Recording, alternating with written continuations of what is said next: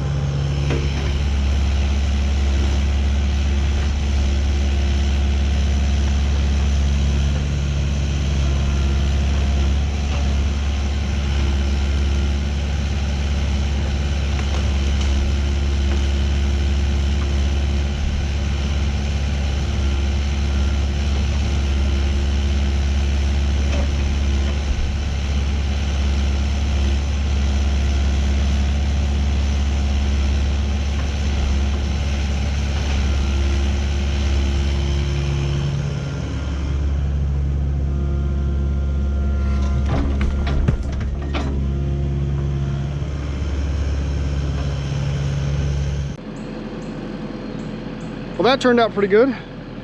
Got a nice little pile of stuff right here. Most of it's pretty rotten, but it's just not worth my time to try to mulch all that stuff down with the mulcher and just add unnecessary time here when he can just burn this stuff. He's totally okay to burn it. So we'll just keep working our way on through here, and I kind of got this stuff piled up over here. I kind of want to get it out over there, so when he does get ready to burn it, it's just easily accessible.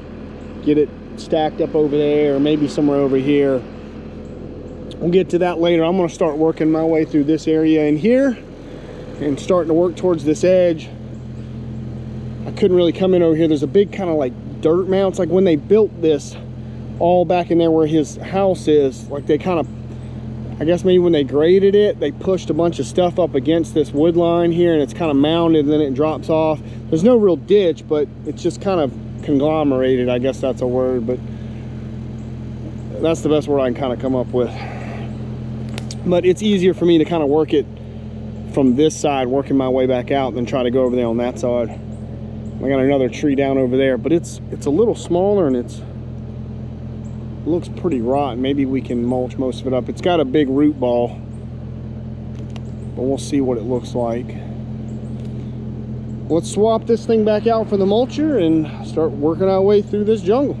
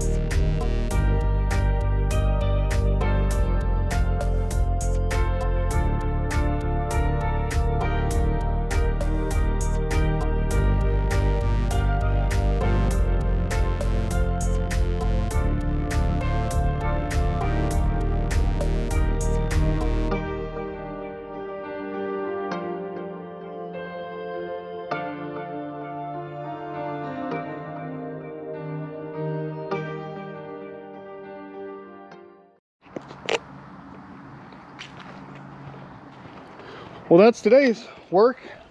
Part 2 will be tomorrow. But this is all looking really good. Homeowner is super happy. I got a little cleanup to do tomorrow too. And got just a little bit of handwork to do, but I'll bring the trimmer and get around a few of these trees, but there's not much to do. That's what I love about that mulcher on the excavator. I can just come through here and get in all these little tight spots next to the trees. Very little handwork left for me to do. Get my other GoPro over here. Bring the blower over here tomorrow, and everything is done. I'll clean up all this mulch out here a little bit and blow it back in here. Sure, I'm gonna be making a mess tomorrow, but we got the logs piled up right here. I'm gonna kind of clean this up, consolidate this some more tomorrow. We'll take the bucket through here, dig all this out, get it out of my way, and so he can burn it. And like I said, I'll come back through here with the trimmer. We'll clean up a little bit of this little stuff around these trees, but it's not much. We'll get these logs over here consolidated over here, and we don't have much further to go. You could have done this job with a skid steer in here, but you'd have had a lot of handwork, I think, around some of these trees and getting all this cleaned up. The other issue in here was the ground is really soft. So the one other benefit that I've got with that machine, yes, I've got a rut through here, and that was going to happen, but you see all this over here that's mulched? If I had a skid steer, you'd have to drive over that back and forth, back and forth. All this would be a rutted mess if you'd had a skid steer in here on this soft ground. With that machine, you know, with the excavator, I can reach out and I can mulch all of this. Just pulling up right here, I can get all this over here, I can get all this over here, and I only have this one little area to maybe take the bucket and just kind of fix it up a little bit. I don't have a big rutted up, gnarly mess. I gotta get the I didn't want to mulch this right here so close to this nice big tree, because what'll happen is those teeth are very aggressive. Sometimes they're too aggressive for their own good, and if you have the head and this is the open face side and you're mulching that, the teeth will grab and it'll pull the mulcher over, and you'll sometimes, you got to be careful, and you'll inadvertently hit a tree you're not trying to damage. And so I'll just take the chainsaw or the pole saw. I'll bring that tomorrow too. Well, I have the chainsaw in my truck, but we'll cut that down and I'll mulch it up. I didn't want to take a chance. Now I gotta cut this out over here a little bit too. We'll cut that and yank it out with the bucket. I didn't want to damage any of this. This is all going to stay. This is a pretty tree. That big hardwood there. This big boy right here though, this is a massive willow oak. There's actually two of them, and they look like this whole root ball is about to go. Right there, well, there, you can see that's already starting to lift up.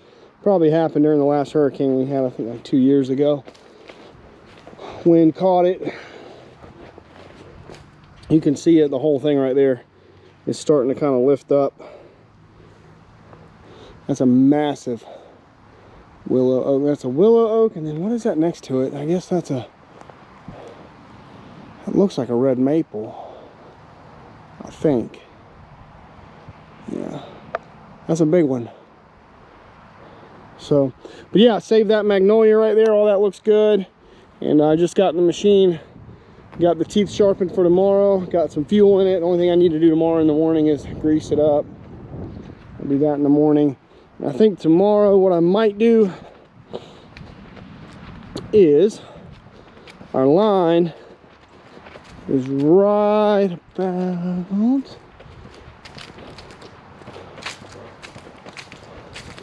about where that big tree is, right there. That one right there. That's kind of our line. So if I can kind of maybe take the bucket and just kind of rake this out a little bit, move some of these boards, I think I can walk right through there and just clear all that out. Then I'll know where my line is, and then all I got to do is just kind of work this stuff you know, between the line and what I've already cleared, and it won't be much. So this should all be done tomorrow. I'm really happy with the progress we made. I got a late start today because I had an issue with the trailer this morning, and I only really got about 6 hours in here today, and that's including the bucket, you know, dealing with the bucket, and then dealing with the GoPros and all that stuff. So, and then eating lunch. The client brought me lunch, so that was super nice. Yeah, all this looks good. We'll have everything should be finished up tomorrow. Good deal. Well, that's it. It's a beautiful afternoon. It feels so nice out. Sun's shining through the trees. It's a beautiful property, and I'm so glad that you can actually now see that beautiful pond through there. And yeah, we'll have this done tomorrow, and this is gonna look good. So enjoy your evening, guys, and I'll catch you guys tomorrow. Bye, everybody.